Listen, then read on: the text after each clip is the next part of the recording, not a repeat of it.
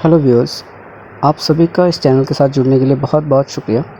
तो आज हम चर्चा करने जा रहे हैं हिंदी व्याकरण के अनेक शब्दों के लिए एक शब्द पाठ से कुछ प्रश्न, चुने हुए प्रश्न जो आपके आने वाले एग्ज़ाम्स के लिए बहुत ही फ़ायदेमंद होंगे, जिसका हम क्वेश्चन और आंसर साथ साथ डिस्कस करते हुए चलेंगे। तो सबसे पहला क्वेश्चन हम देखें तो प्रत्युत्पन्नमति क्या है। तो प्रत्युत्पन्नमति शब्द का आशय सिर्फ इतना है, जो तत्काल सोचकर उत्तर दे सके, ऐसे बुद्धि संपन्न व्यक्ति को प्रत्युत्पन्नमति कहते हैं। अर्थात जो बिना बहुत जल्दी सोच समझकर कोई उत्तर दे सके, ऐसे व्यक्ति को प्रत्युत्पन्नमति बुद्धि संपन्न कहते हैं। उसके बाद दूसरे क्वेश्चन को देखें तो पार्थिव शब्द से आशय क्या है। तो पार्थिव शब्द से आशय सिर्फ इतना है कि जो पृथ्वी से जुड़ा हुआ हो या जो भौतिक जगत से जुड़ा हुआ हो, उसे कहते हैं पार्थिव। उसके बाद अन्य क्वेश्चन में देखें तो जिसने अपने इंद्रियों पर विजय प्राप्त कर ली हो, उसे कहते हैं इंद्रजीत। अर्थात अपने सेंस को अपने वश में कर लिया है। उच्च कुल में पैदा होने वाले व्यक्ति को कहते हैं कुलीन। उसके बाद कानून का रूप देने के लिए प्रस्तुत किया गया प्रस्ताव या मसौदा को कहते हैं विधेय। अर्थात जो कानून प्रस्तुत करने के लिए प्रस्ताव दिया जाता है, सबसे पहले उस रूप को कहा जाता है विधेय। जो मोक्ष चाहता हो, उसके लिए शब्द है मुमुक्ष। जो मोक्ष की चाह रखता हो, उसे कहते हैं मुमुक्ष। जिसे प्रमाण द्वारा सिद्ध न किया जा सके, उसको कहते हैं अप्रमेय। गिरा हुआ, उस शब्द के लिए हम एक शब्द लिखेंगे तो पतित।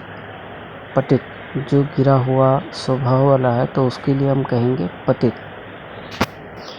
आगे देखें तो जिसकी आशा न की गई हो, वो हो जाए तो उसे कहते हैं अप्रत्याशित। जिसकी आशा न की जाए और वो काम हो जाए, उसे कहते हैं अप्रत्याशित। पृथ्वी के 3 और पानी वाला स्थान को कहेंगे प्रायःद्वीप। उसके बाद देखें तो जिसके पास कुछ भी ना हो, उसके लिए एक शब्द है अकिंचन। जिसके पास कुछ भी ना हो, उसके लिए हम एक शब्द कहते हैं अकिंचन। विशिष्ट अवसर पर विशिष्ट लोगों के समक्ष दिया गया विद्वतापूर्ण भाषण को कहा जाता है अभिभाषण। उसके बाद देखें तो आदि से अंत तक उसको कहेंगे आद्योपांत। जंगल में लगने वाली आग के लिए एक शब्द है दावानल। जंगल में जब आग लगे तो उसको एक शब्द में कहेंगे दावानल। जहाँ लोगों का एक साथ मिलना हो, ऐसे वाक्य के लिए एक शब्द में कहेंगे हम सम्मेलन। जहाँ वर्कशॉप और कॉन्फ्रेंस कहा जाता है अंग्रेज़ी में, वहीं हिंदी में कहेंगे उसको सम्मेलन। जो व्याकरण जानता हो, उनके लिए एक शब्द है व्याकरण। किसी प्रतियोगिता में विजयी होने पर दिया जाता है। उपयुक्त शब्दों का चयन करें तो पुरस्कार, पारितोषिक। तो इसका सही आंसर होगा पारितोषिक। फिर देखिए तो सख्य भाव से मिश्रित अनुराग को कहते हैं प्रणय। कुसंगति के कारण चरित्र पर दोष लगना, इसको कहा जाएगा कलंक। शस्त्र क्या है।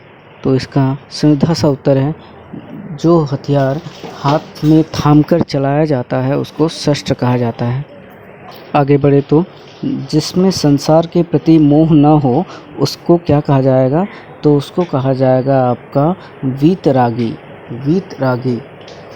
उसके बाद जो कभी बूढ़ा ना हो, उसके लिए एक शब्द है अजर।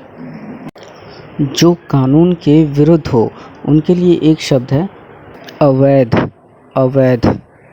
उसके बाद जिसके बराबर कोई न हो, उसके लिए एक शब्द है अनुपम। और इसी के साथ साथ जिसके समान कोई दूसरा न हो, उसको कहा जाता है अद्वितीय।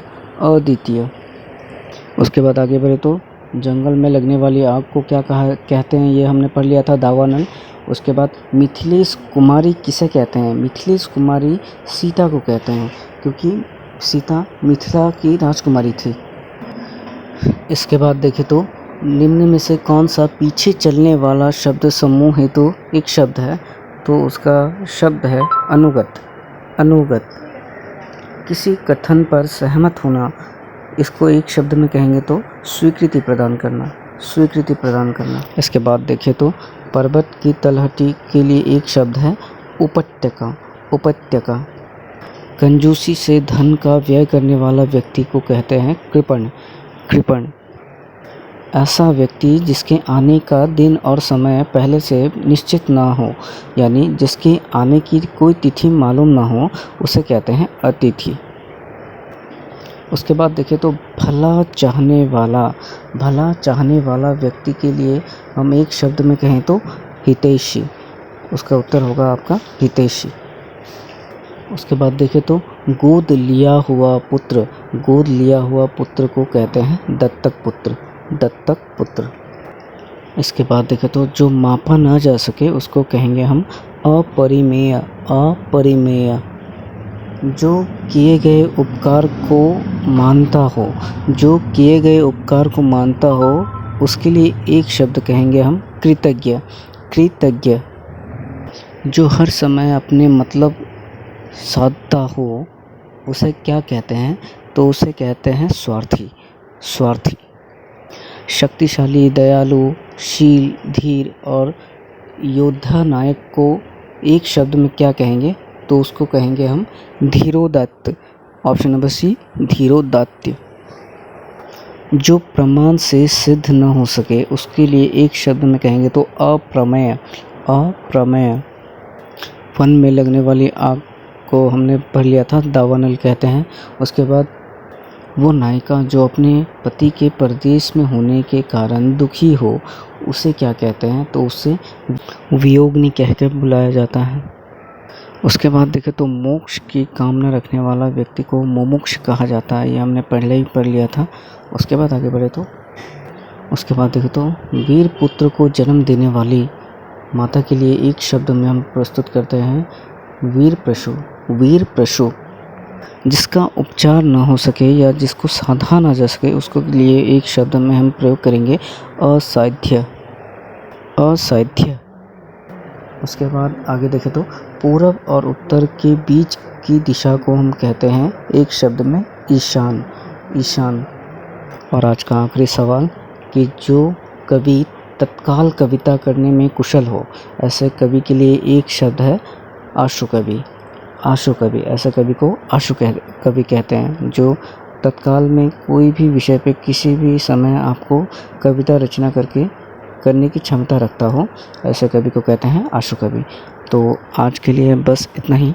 तो इस प्रकार इस चैनल पे बने रहें और जिस टॉपिक पे आप वीडियोस देखना चाहते हैं उसके लिए आप कमेंट कर सकते हैं। हम प्रयास करेंगे आपके दिए गए टॉपिक्स पे जल्द से जल्द वीडियोस बनाने की। तो इस चैनल पे बने रहने के लिए अभी तक बहुत बहुत धन्यवाद। जय हिंद।